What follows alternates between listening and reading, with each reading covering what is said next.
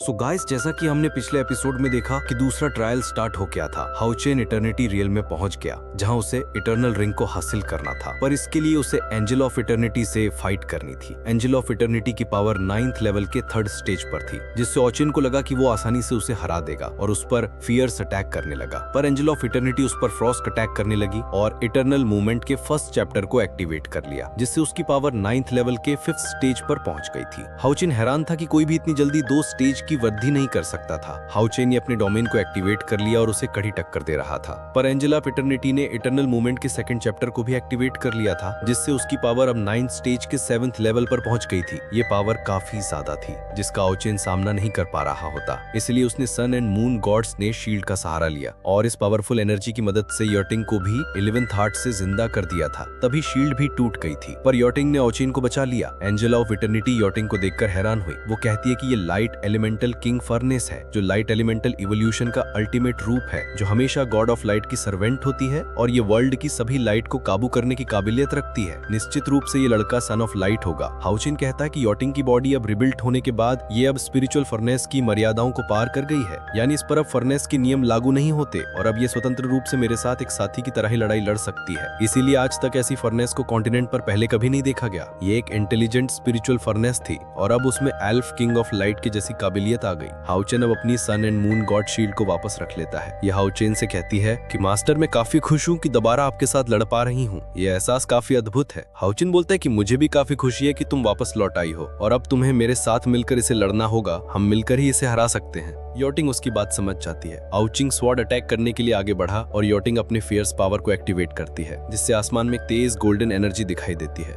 ये king sword को समन कर रही थी, जिससे अब सभी स्वॉर्ड से पावरफुल किंग स्वॉर्ड आसमान से नीचे आने लगती है। स्वॉर्ड काफी जायंट होती है। ये देखकर एंजल ऑफ इटर्निटी भी तंग रह गई। वो अपने बचाव में एक शील्ड को एक्टिवेट कर लेती है, जो उस किंग स्वॉर्ड को रोक रही थी। हाउ चेन के पास इससे काफी अच्छा मौका था क्लोज अटैक करने का, इसीलिए वो दूसरी तरफ से ऊपर की तरफ बढ़ा और अपनी लाइट बबिज्म टेक्निक को एक्टिवेट कर लेता है, जिससे कई सारे एनर्जी बीम एक साथ एंजल ऑफ इटर्निटी की शील्ड के लगती है, जिससे उसकी शील्ड कमजोर हो रही थी। वो सोच रही थी कि आखिर ये कैसे मुमकिन है, इस लड़की की पावर इतनी ज्यादा बढ़ गई। ये किस तरह का एलिमेंट अनासमेंट है जो ये मेरी शक्तियों को भी दबा रहा है। तभी वो शील्ड टूटकर बिखर जाती है और इन कई सारे हमलों की वजह से एंजल ऑफ इटर्निटी घायल हो जाती है। उसके मुंह से खून आने लगा। हाउ चेन और येटिंग भी उसके सामने आ जाते हैं। येटिंग पूछती है कि मास्टर, क्या हम अपने मिशन में कामयाब हुए? एंजल ऑफ इटर्निटी बोलती है कि इंसान, तुम जीत गए हो, इसीलिए अब एक समझौता करते हैं। तुम मेरे पास यहाँ इसीलिए आए हो ताकि तुम पावरफुल शक्तियों को हासिल कर सको। मैं तुम्हारी इसमें मदद कर सकती हूँ। अगर तुम मेरी जान बख्श दोगे और मुझे बचाओगे तो मैं तुम्हें काफी ज्यादा स्ट्रॉन्ग बना दूंगी और तुम इटर्नल पावर को भी प्राप्त कर सकते हो। हाउ चेन मना कर देता है और बोलता है कि मुझे पावर का मोह नहीं, मुझे सिर्फ वो इटर्नल रिंग चाहिए। तो इससे एंजल ऑफ इटर्निटी को गुस्सा आ जाता है। वो उसे अपने झांसे में फंसाना चाहती थी, पर हाउ चेन को काबू में करना इतना आसान नहीं था।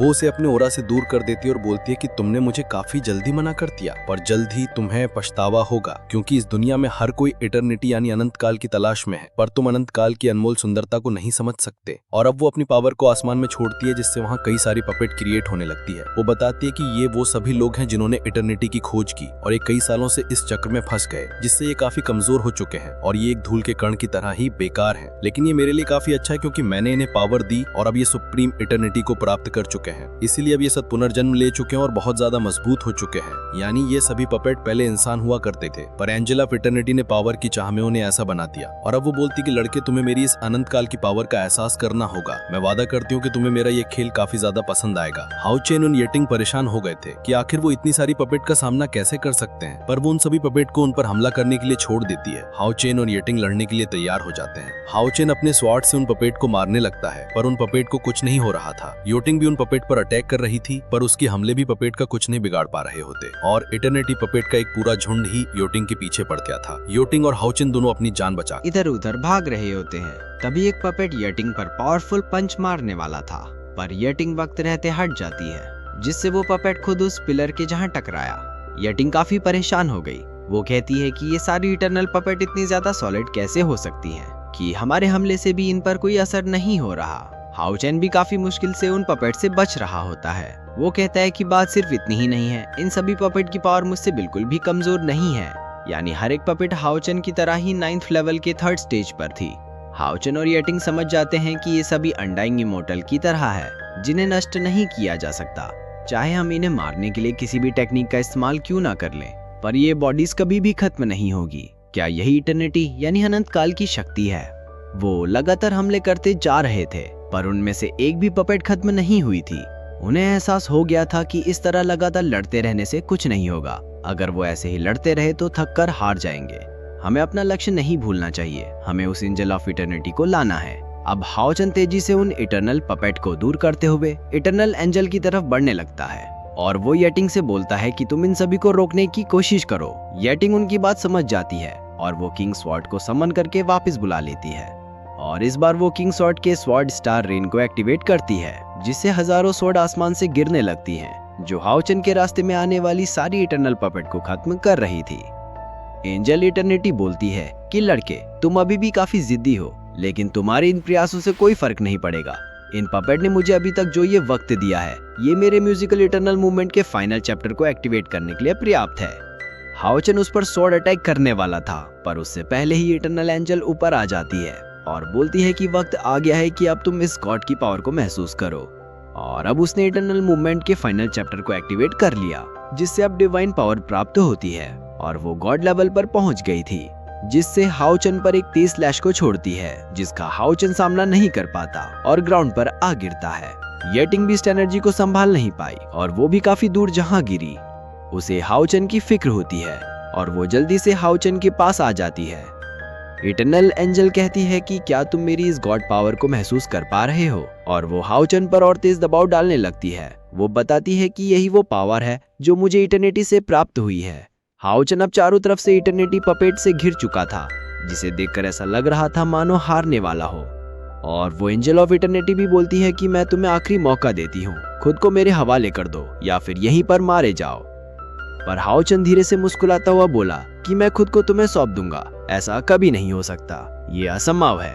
इससे उसे गुस्सा आया और वो अपने दबाव को बढ़ाने लगी, पर हाओचन कहता है कि तुम्हारी म्यूजिक की पावर अब खत्म हो गई है, इसीलिए अब मेरी बारी है। और वो अपनी स्वॉर्ड पावर से उस एनर्जी को दूर कर देता है और येटिंग की मदद से अपनी लाइट एलिमेंट रियन को एक्टिवेट कर लेता है, जिससे वो पास आने वाले सभी पपेट को फ्रीज कर देता है और साथ ही अब उस रियन के चारों तरफ फैलने से सभी पपेट फ्रीज हो गए थे। एंजल ऑफ इटर्निटी चौंक गई थी कि आखिर तुम ये कैसे कर सकते हो। हाओचिन बताता है कि इजिंग के अब लाइट एलिमेंटल किंग बनने से इजिंग को अब खुद का एक एलिमेंटल रियल मिला है, जिससे वो अपने आसपास की सारी जीवन शक्ति को कंट्रोल करने में सक्षम है। और मुझे पहले ही संदेह हो गया था कि तुम जो इस म्यूजिक पावर से शक्तियां बढ़ा रही हो, वो तुम्हारी खुद की पावर नहीं है, बल्कि उन पावर को तुमने उधार लिया था। हर टाइम जब तुम इटर्नल मूवमेंट का इस्तेमाल करती थी तो तुम्हारी पावर तो बढ़ जाती है, पर इससे मुझे एक सिग्नल भी मिल रहा था कि तुम किससे अपनी पावर बढ़ा रही हो, पर वो सिग्नल काफी कमजोर थे।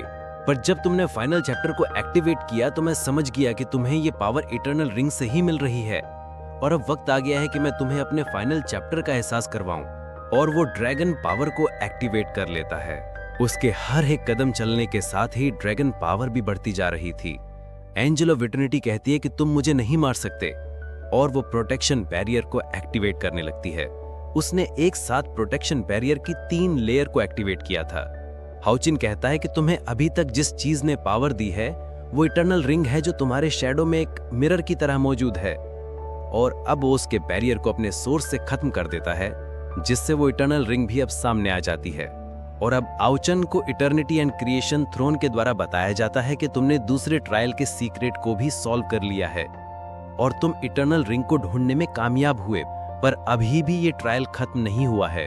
एंजल विटर्निटी बताती है कि मैं पहले ही इस इटर्नल रिंग के साथ मर्ज हो चुकी हूँ, इसलिए अगर तुम मुझे मार दोगे तो ये इटर्नल रिंग भी नष्ट हो जाएगी, और जब तक मैं जिंदा रहूंगी मैं तुम्हें कभी भी इस इटर्नल रिंग को हासिल करने नहीं दूंगी। और वो उसकी स्वॉर्ड को दूर करके बताती है कि तुम अब किसी भी तरह से सेकंड ट्रायल को पार नहीं कर सकते। हाओचिन ने इटर्नल रिंग को तो ढूंढ लिया, पर अब उसे उन विकल्पों का सामना करना था जो और ज्यादा कठिन थे। उसके एक गलत फैसले से वो इस ट्रायल में फेल हो जाएगा। इसी के साथ ये एपिसोड यहीं पर खत्म हो जाता है। वीडियो पसंद आया हो तो अपने दोस्तों के साथ शेयर करना, साथ ही इस वीडियो को लाइक और चैनल को सब्सक्राइब करने के लिए आपका तहे दिल से शुक्रिया। Thanks for watching.